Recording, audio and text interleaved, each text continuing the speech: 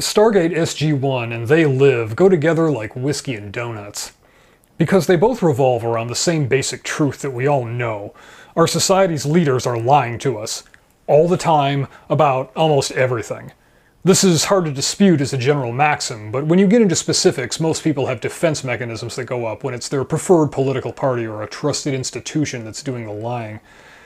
They Live, the John Carpenter classic based on the short story 8 o'clock in the Morning by Ray Nelson, shows us a world ruled by fugly blue aliens that manipulate us through mass media, getting us so brainwashed that we can't see our own slavery.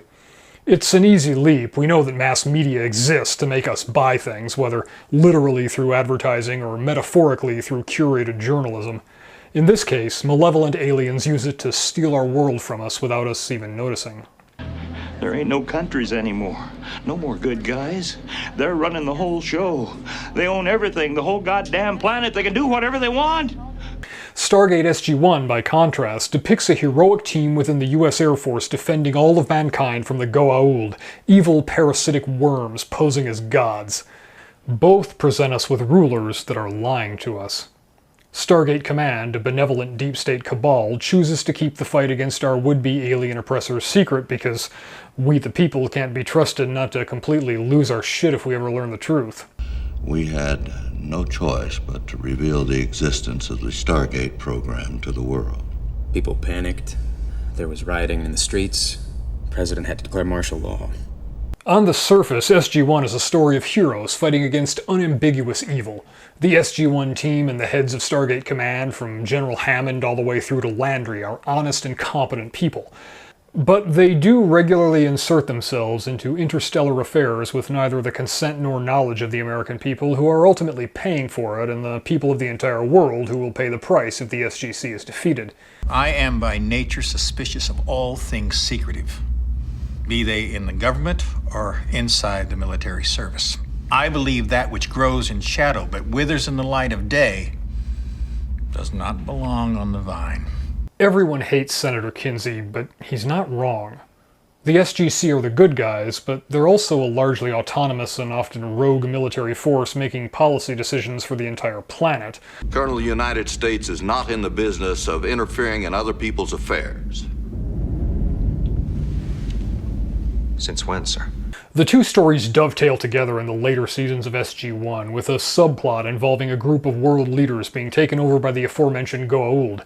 Known as the Trust, they're doing essentially the They Live approach of slowly conquering the Earth while maintaining the illusion that human civilization is still alive, and its leaders are merely incompetent rather than malicious.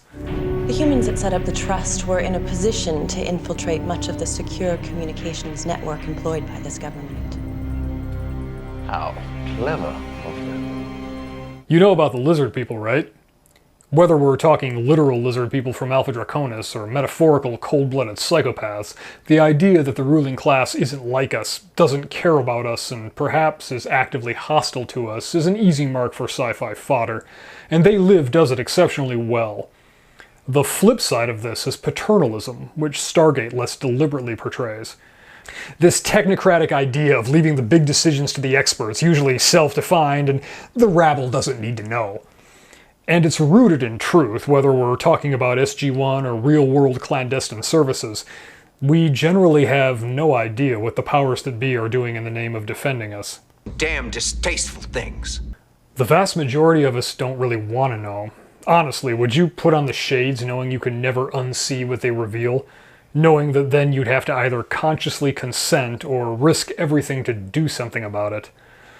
This is a serious question, the consequences of which haunt me every waking moment. They Live has 90-some minutes to show us the story of a common man sacrificing himself so that others might see the truth. It's a linear story premised on the idea that if people learn they've been lied to and used, if the illusion of competence and benevolence is destroyed, the people will refuse to enforce their own slavery and instead throw off the corrupt rulers. It's the same premise we see in Serenity, with Malcolm Reynolds revealing a horrible crime committed by the state and subsequently covered up. SG-1 has 10 seasons of war against the Goa'uld, the Ori, and a few other lesser aggravations, and consequently it presents a less idealistic view.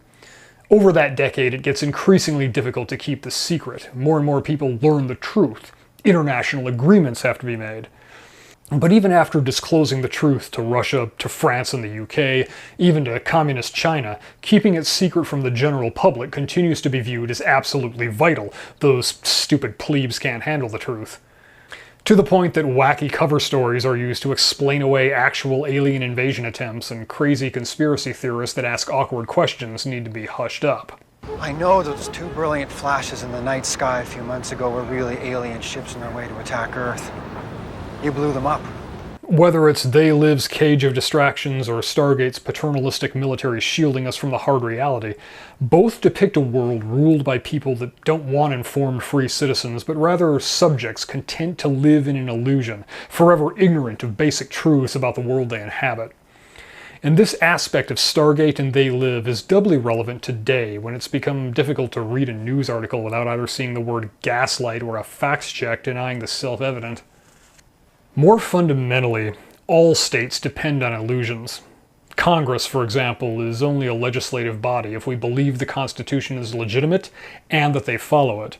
Otherwise, they're just a bunch of assholes in a room. That's what They Live shows us.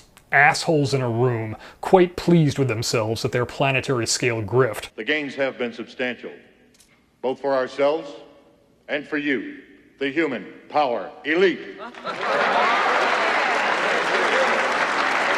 SG-1 is more noble in their intentions, but they're still abusing the public trust, making decisions of profound consequence that affect everyone on Earth without any hint of consent based on authority they themselves define. So I have to wonder, what if instead of the Goa'uld it was They Live's blue Scullies that Stargate Command was trying to save us from?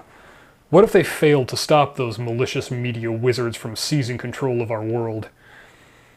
How could we possibly tell the difference?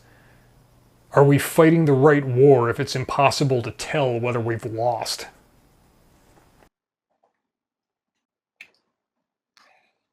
Breakfast of Champions right here.